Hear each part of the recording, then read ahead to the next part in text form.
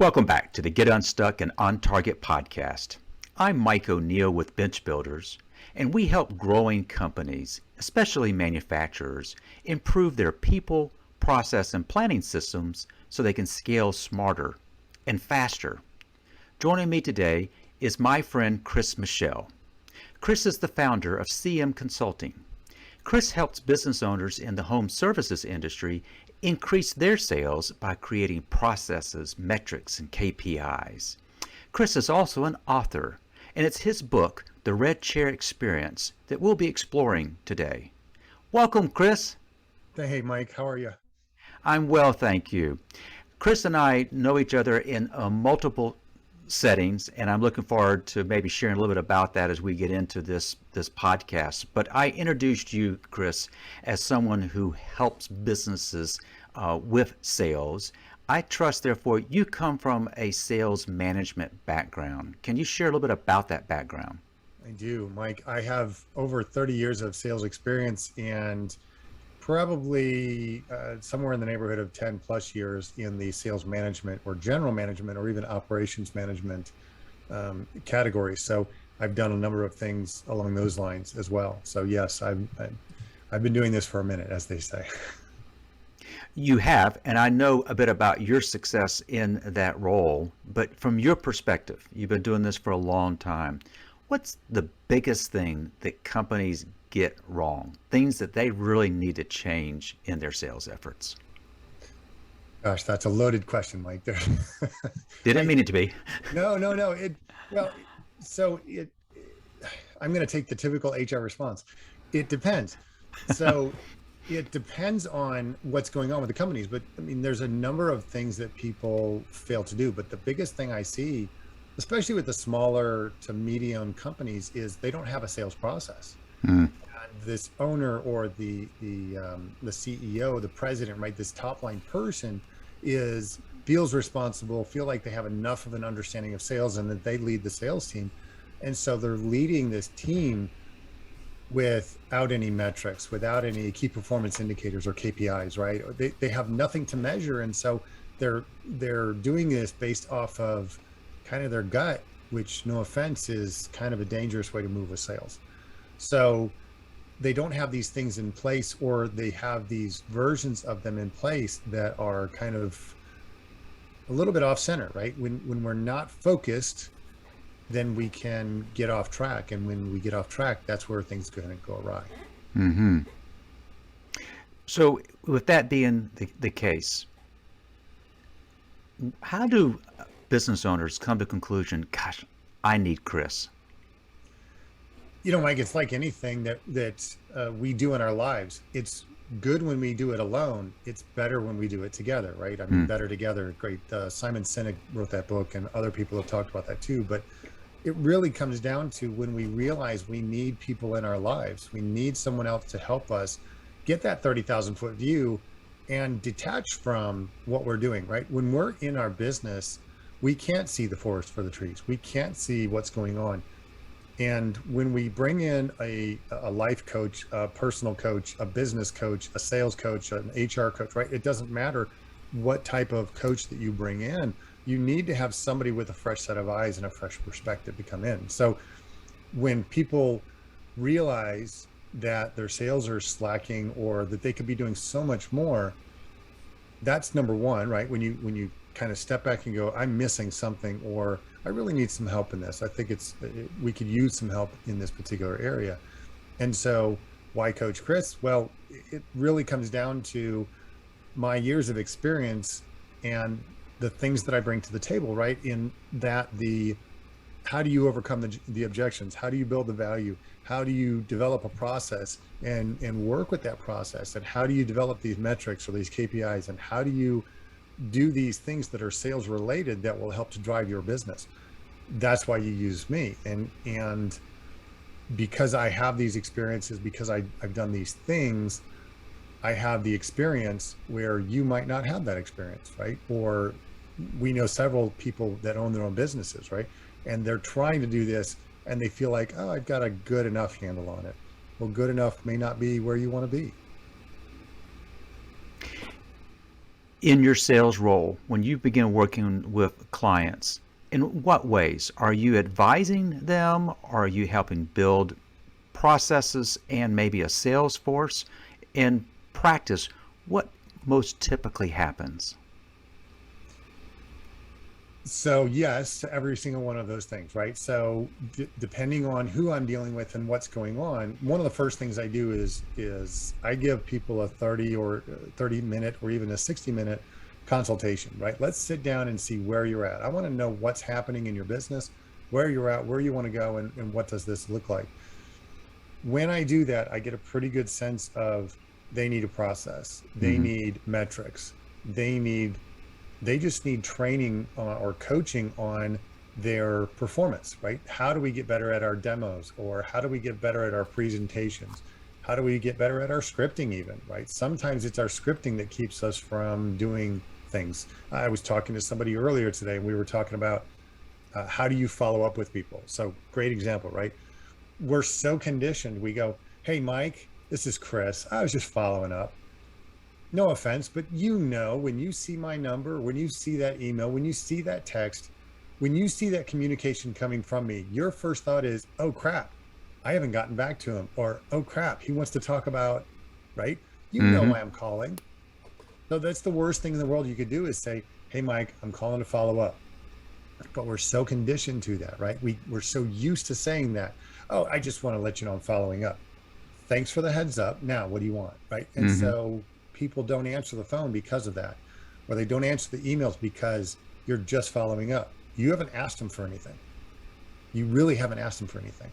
So instead, how about you attach it or attack it from this perspective, which is, hey, Mike, this is Chris, and I was thinking about you today.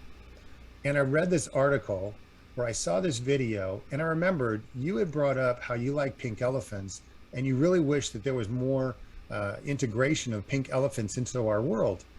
Well, here's a video I saw about how people are integrating pink elephants into the world. Check it out. If you have any questions, let me know. Look forward to talking to you soon. Now, did you feel any obligation to number one, call me back? Well, you're No, giving me something I didn't, not necessarily, but what right, caught my attention is, Chris, you don't know how much I'm into pink elephants. right. But what I do know is when I listened to you and I had a conversation with you, you had mentioned pink elephants 2, 3 times, right? You had mentioned this thing. And so that's one way to approach it is, hey, here's something for you. Wait a minute. My first thought is he was thinking of me Hmm. and of something I really like or something I really enjoy. He's bringing value to me. The other piece of that, and I've heard this in terms of leaving voicemails, a simple a simple twist on the old, hey, I'm calling to follow up is, hey, Mike, um, this is Chris with Coach Chris Consulting, CM Consulting. I'm calling because I ran across something that I think is super important, and I think you and I could both benefit from it.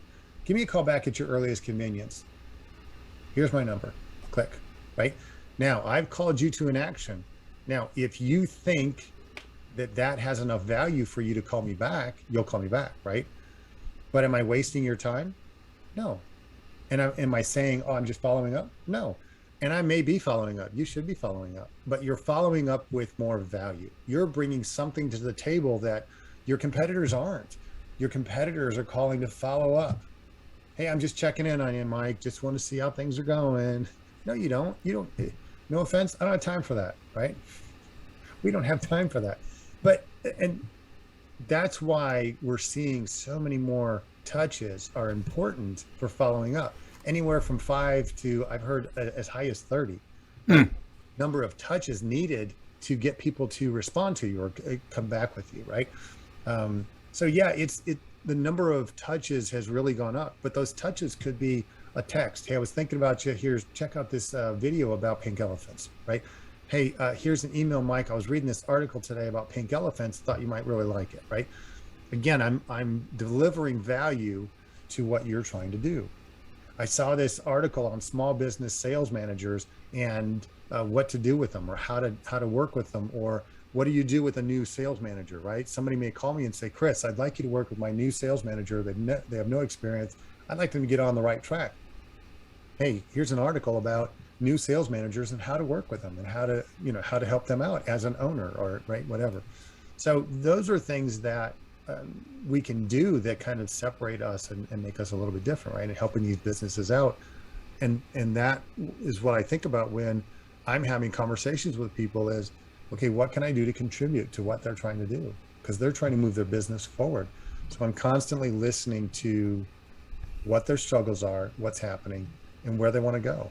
And then we can formulate a plan and work together and see if that makes sense. Chris, I do want to get to the book, but I want to follow up on some things you just said. And that is, I heard the term adding value, and that is differentiate yourself on any and all the touches. And you've pointed out the number of touches that may be required is more than people realize. But when you add value, in practical terms, you're not just adding the same value to every follow-up. You're doing something that's more personalized. How do you keep up with what you did? I know you use some type of tracking tool. Do you note exactly what you sent? How do you keep track of everything you've done to add value? There's a lot of great CRMs out there, customer relationship management tools, right, that can keep track of these things. I used to use pen and paper, and then I used an Excel spreadsheet, and eventually I got around to doing a CRM. Now, most salespeople do not like CRMs because now I have to do data entry and I have to do this, do that. Well, there are CRMs out there that will track your emails, so you know what you sent to them. They'll track your phone calls, right? So, hey, you called Mike today. Do you want to put a note in there? Did you contact him? Did you leave him a voicemail, right? Did you do all these things? So the one in particular that I use does that, right? And so after every phone call that I do or that I receive, there's a screen that pops up for my CRM and it says, did you contact him? Did you leave him a message? Was it the wrong number? What happened, right? What happened with this call? And so I have a chance to put notes on every single one of them. Do I put notes on every one? No, it doesn't.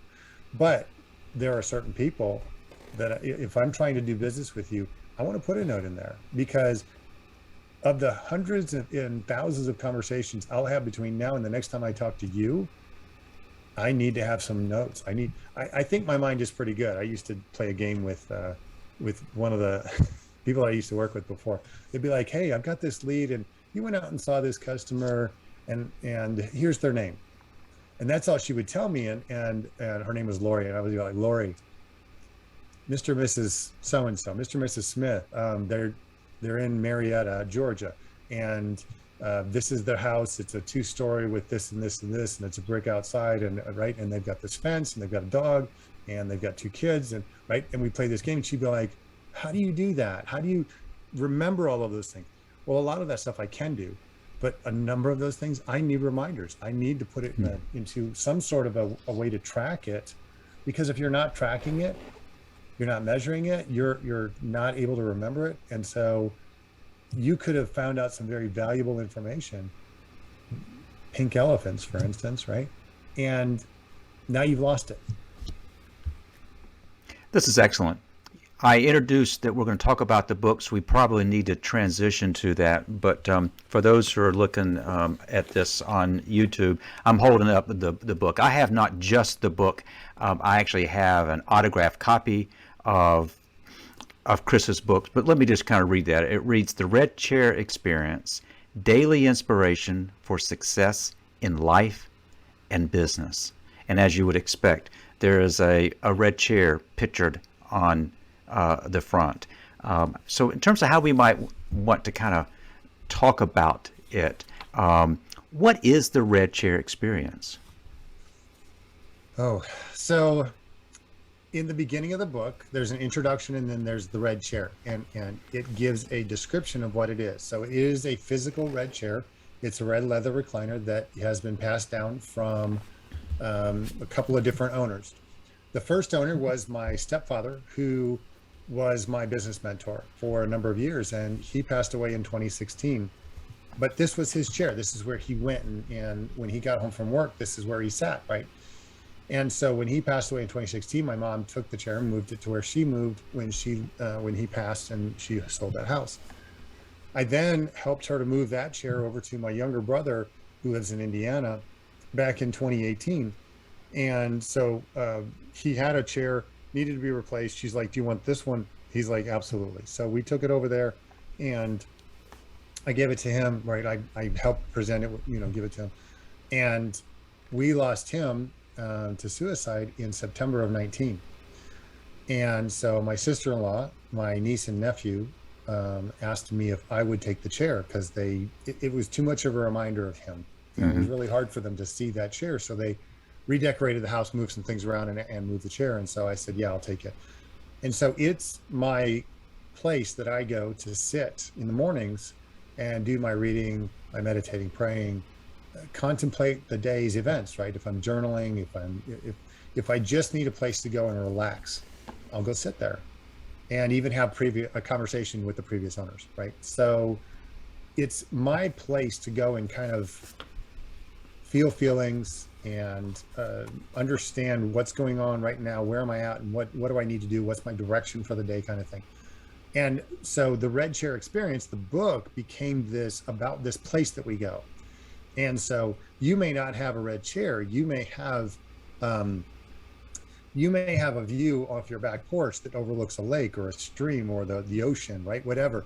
That's your go-to place, right? You may go out on your bike every day and or go out for a run every day.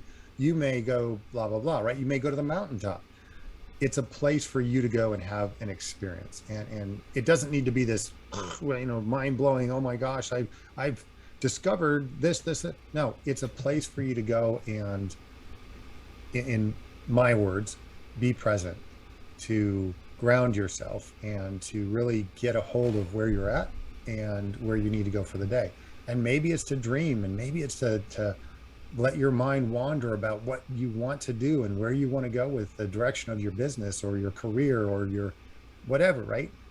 That's what you're doing, and that's what that Red Chair Experience is about. That's powerful. I did not realize the red chair was a recliner. Yes. Do you use it as such, or is it always sitting upright? Very few times. I will sit in it occasionally, and I'll remind myself, hey, it's a recliner, so sit back and relax. And I do. I'll prop it up. Yeah.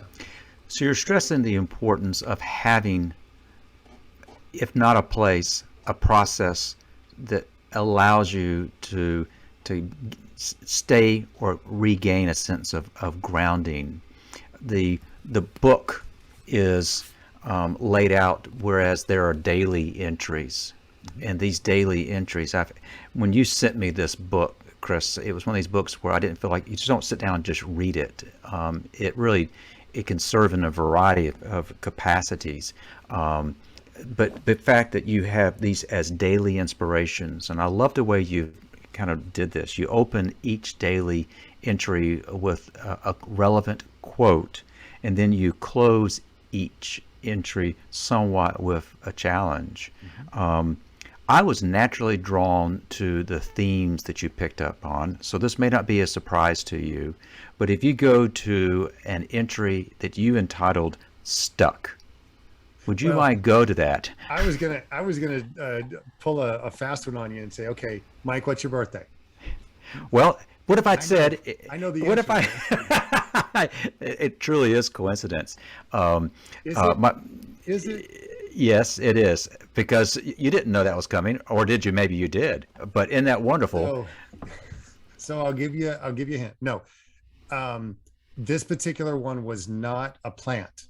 I have Easter eggs throughout the book, what I call Easter eggs. So just like in a movie, right? There's little nods to certain people or certain things, or right, something shows up here that was in another movie, blah blah blah. So no, this one was not necessarily a nod to Mike, though it really works out to be a nod to Mike because your birthday is July 29th, and it talks about stuck. And so if you don't mind, I'll read this real quick. Please. So the quote: whenever I get stuck on something, I'm like, what would I do if I wasn't afraid? What would I write if I wasn't afraid? What would I say in this situation if I wasn't afraid? And the quote was by Phoebe Waller-Bridge. When I jumped into this, and like you said, the middle of it, the context, the meat of this is maybe a personal experience. And this particular case it is. So it says, I was speaking to a friend of mine the other day and telling him about a direction I was considering with my business. We both know that person, by the way. Yes. Like you and I both know that person. I have been operating under the understanding that I should have a broad spectrum and serve any type of sales client. I was feeling uncomfortable in my business and I could not figure out why. I mentioned it to my friend and he said, maybe you should focus on what you know and the industry that you came from for the past 17 years. It made sense and I needed to hear it because I was stuck trying to help too many people in too many different areas. It became clear I was speaking to someone I just met. It became clear as I was speaking to someone I had just met on the phone. I was getting input on how he was doing his business and how that compared to mine. And I mentioned how I was thinking about creating this niche for my business. He said that it was perfect and he was excited for me that I found a niche for my business. He said he wished he had one and he was working on it for his business, which he had been doing for years. I knew at that point that I needed to finalize that decision and focus on all my attention on my niche clients. And then, as you said, this challenge or the gentle question at the end is, are you feeling stuck today and not sure which direction you should go? Ask your friends, your family, a person you met for the first time. Ask God in the universe. Help is out there waiting to be asked for. So I look at these things and yeah, a lot of it's personal experience, right? That I happen upon, but I don't think it's a coincidence that your birthday and the word stuck happen to be on the same day. Well, I love what you wrote. I love the quote, and I think you called it a gentle challenge. Actually, that's our other friend, Kathy. Thank you, Kathy. Kathy Svetina shared that as a review for the book. She said, it's like you go grab a cup of coffee or a cup of tea and you sit down and it's a gentle nudge from a friend. It's a gentle question from a friend. Have you thought about this? And thank you, Kathy, for that. I've literally taken that on everything I talk about now when I mention the book. It's the gentle nudge. It's that friendly prodding question from that friend, that close friend that says, hey, have you thought about this? Now, I don't want to distract this podcast, but the way Chris and I first met each other is we had a one-on-one. I think we connected on LinkedIn. And in that conversation, you began saying, I wonder if Mike would benefit by knowing so-and-so and so-and-so. And you kind of convened a group. And that group has been together now for over a year. It gathers via Zoom about every 3 weeks. And because of the powerful illustration you've given in this book and what it represents, we've actually called that group the Red Chair Council. And you've already given a shout out to Kathy as a member. You've referenced yet another member in this one call. We're only lacking one more, and we've got the whole group. So Do you want to go ahead? And, so go ahead. Gary and Scott, Kathy, Mike, and I. Now, it's funny. I'm so thankful for that last week in January of 21, when I met all of you guys. And it was literally the week before my father passed when I met everybody and I sent out the email. When I met Scott was the last person I met. And so when I was having a Zoom with Scott, and when we were having this conversation, I said, I want to create a mastermind because I'd lost my stepfather, like I said, years prior. So I'd been longing for wanting this mastermind, mentoring, whatever you want to call it, group. And so when I met all four of you, I was like, this is it. And I wrote down, and I've shown it to you, but I wrote down everybody's name. I said, I want Mike, Harry, Kathy, Scott. I want you guys to be in this group. If you're up for it, I would love for this to come together. And literally, 2-3 weeks later, it was like end of February, that we had our very first meeting. Now, I'm not narcissistic, and it was not my idea to call the group the Red Chair Council. In fact, I think it was yours or Scott's idea that you guys were like, why don't we call it the Red Chair Council? And I reluctantly was like, if you guys want that, that's great. I am honored that you feel that way. but so many things in my life are really about this red chair, right? It's about the red chair council. It's the red chair experience. It's right. All of these things are coming about as a result of this red chair. And so I love that it's becoming that, right? And this this whole thing is this book has really kind of thrown a whole new persona into existence. And I think I mentioned this to you before, but Mike, this book, as I realized over the last month, that really this book was written to 10 years ago me. And I didn't realize it at the time, but it just really kind of came to fruition as I was talking to people, and I realized it as you experienced, and you and I talked about this. There's a depth to it, an emotional depth to it that, if you will, 10 years ago me wasn't fully aware of and understanding of. And so what's happened is I've come to understanding through these things that are happening in my life and have happened since all of this took place, right? And through the process of writing the book, I came to this understanding about the emotional side of me. And now I'm seeing how there are so many more people like me that need this help with the emotional side, and kind of, I'm not dragging them in, but saying, hey, Mike, have you thought about this? And Mike goes, oof, wow, yeah, that is something that's been kind of gnawing at me or nagging at me, or that I've had thoughts on. Maybe I should pursue it.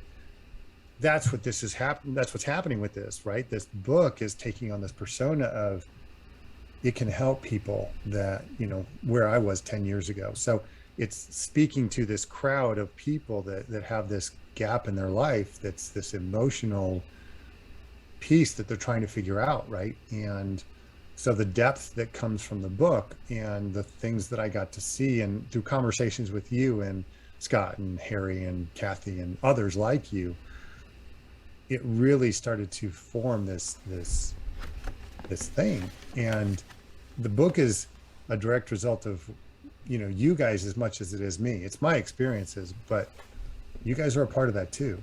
And like I said, there's things in here. I don't call anybody out by name per se in the book, but I do mention things and people and experiences that took place. And it really is it's a nice journey and a nice long ride, for people to kind of come on. And by the way, I still read this book every day. I actually do. And it's not from what did I have to say today? It's what can I learn from this today? Right. So you mentioned earlier the excerpt from today.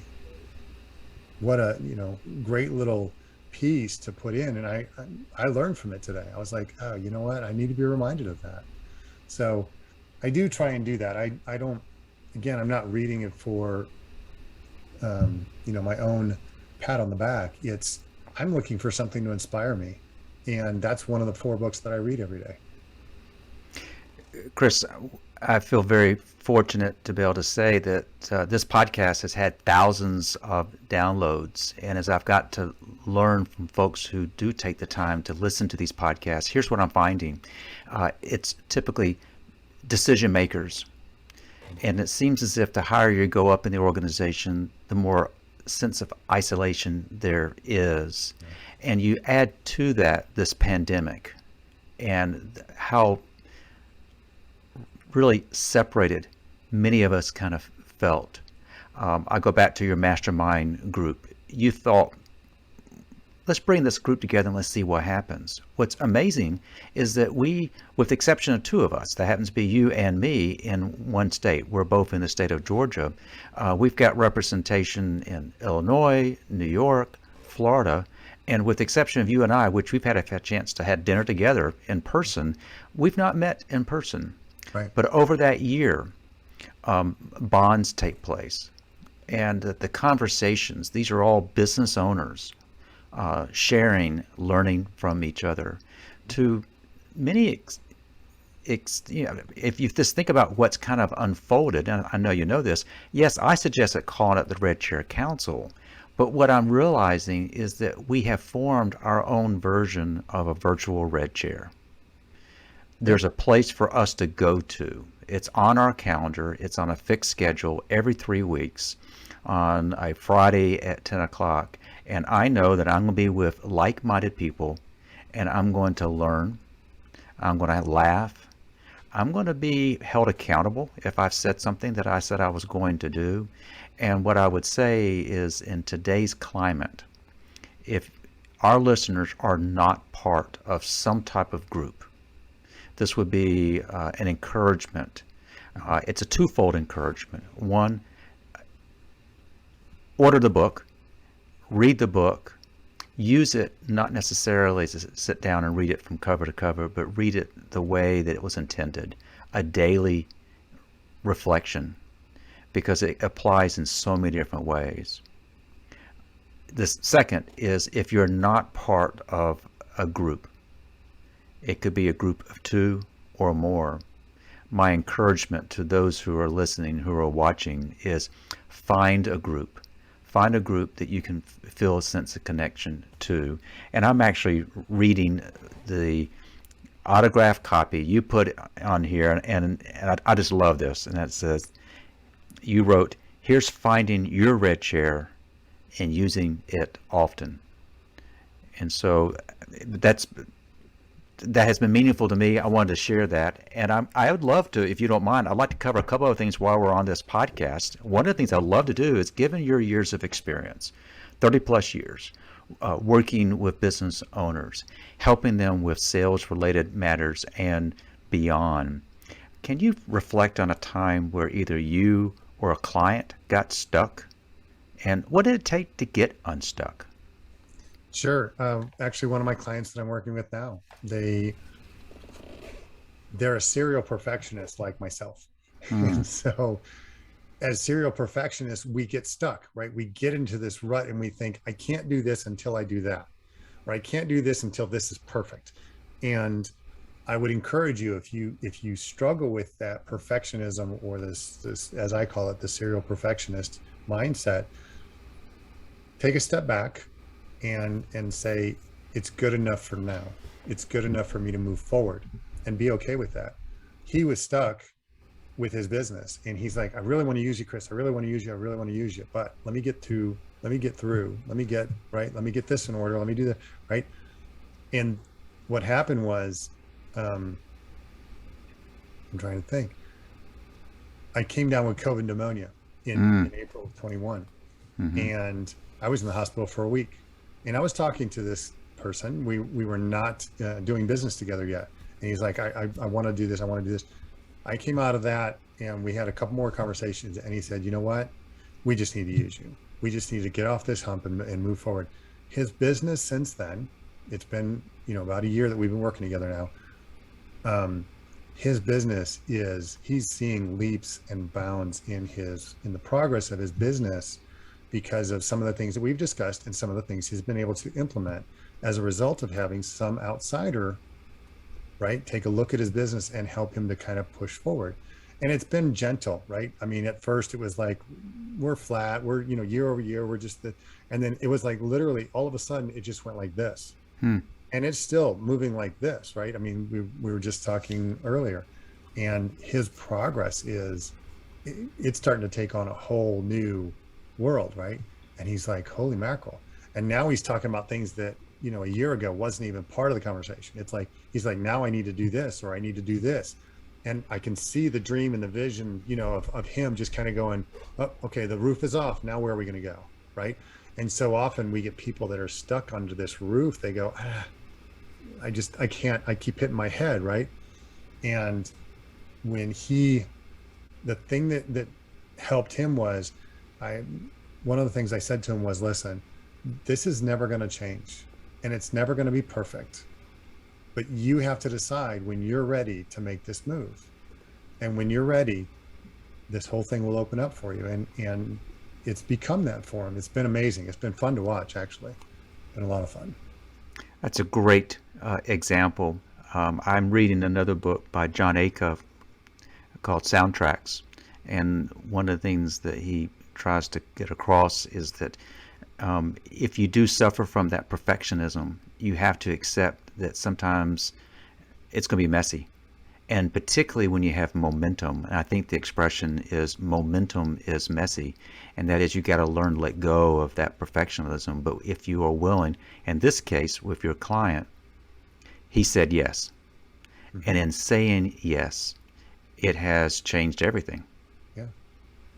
Yeah. And to your point, is it a little messy? Absolutely. And that's okay. Right. And, you know, between my book and some other projects I've been working on, right, I literally have to step back and go, you know what, this is good enough for right now. And one of my favorite movies, Serendipity, is there's a movie line from that. And you, Mike, you know this about me. I'm a movie line fan. So in the movie, um, the girl is trying to figure out what she should do. She's stuck on this kind of decision, what she wants to do, and her best friend says to her, "You're out here pursuing Mr. Right or Mr. Good or yeah, Mr. Right, and Mr. Good enough for right now is right here, right in your face." Mhm. And her friend was stuck in the world that we get stuck in, which is sometimes we go, "Oh, let me just settle for this." And I'm not saying that. Don't settle for things, but sometimes it's good enough for us to take that next step and go, okay, now I can take this step. Now I got to get out of the way and move forward, right? I need a coach. I need a mentoring group. I need an accountability partner. I need to take that next step. And that next step is, okay, it's going to cost me a little bit of money or a little bit of time or a little bit of both, right? But I need to do this to get better. And we all do. And so yeah, I love that sometimes we just have to say yes. Mickey Singer, by the way, Michael Singer wrote a book called The Surrender Experiment. I'm looking at my books right here. It's not right here, but that was one of the things that kind of opened up my mind to that was it's called The Surrender Experiment by Michael Singer, Michael A. Singer, and it wade through it. It's a good book, but the key there for me was be open to the things that are happening around you, and don't be afraid to accept some of the things that are going on because you just never know where they're going to lead. Chris, as you kind of reflect on this conversation, it's been pretty far ranging. What would you want to be the takeaways that we have? Oh man. Um, I think the biggest thing for everybody is number one, how do we become more understanding of who we are and where we are, right? In finding our own red chair experience, what are you doing to better yourself today? And we get caught up in the how do I be better than Mike? Well, Mike's not my competition. Chris is my competition. I'm my own competition. So how do I better myself today, better than I was yesterday, right? So part of that is becoming aware of who you are and where you're at and what's going on with your life, right? So how do I better myself tomorrow or today versus yesterday, right? And then number two is if you don't have a mentor, if you don't have an accountability partner, if you don't have a coach, like you said, get one. Get somebody involved in your life that can give you a different perspective. By the way, it cannot be your spouse, your significant other. It can't be somebody that is that close to you. They have to have perspective, and usually perspective comes from somebody that's not in your day to day. And so, those are two things. Of course, buy the book, but no. But the other piece of it, really, I think, is look for people that are smarter than you and get them involved. Mm. All great suggestions. Chris, if people are listening or watching to this and they want to reach out to you, what's the best way for them to get you? Whew. The best way to find me is you can go to coachchrisconsulting.com. Okay. That's my web. And if you can find all my contact information on the Contact Us page. If you want a signed copy of the Red Chair Experience, you can go to theredchairexperience.com and order your signed copy here in the United States. If you're outside of the US, I encourage you, go to Amazon. If you like digital copies, go to Amazon, Barnes and Noble, Walmart has them. I mean, everybody has a copy of my book now, which is kind of cool. It's kind of weird. Mm. But if you're not necessarily interested in a signed copy, go ahead and get it from somewhere else. But pick up a copy, find something to, read on a daily basis. But those are the best ways to reach out for me and to contact me. Chris, I was looking forward to this. It was a little hard to get on your calendar. You're so in demand now, but I'm glad you worked me in. Thank you for sharing your expertise, for sharing your passion and sharing your heart with us today. Absolutely, Mike. I appreciate the time. And like you said, we've spent time together. So I'm glad we got the opportunity to sit down and do this. And now we've got something to preserve it with, right? That we do. I also want to thank our listeners for joining us today. We upload the latest episode to Apple, Google, and Spotify every Thursday. So if you've enjoyed this episode with Chris, which I'm sure you have, please subscribe. So I have a question for you. Are you ready to solve those nagging people, process, or planning problems that are slowing your company's growth? If yes, let's schedule a quick discovery call. You can go to our website, bench-builders.com, or simply type unstuck.show in your browser. So I want to thank you for joining us, and I hope you've picked up on some tips from Chris that will help you get unstuck and on target. Until next time.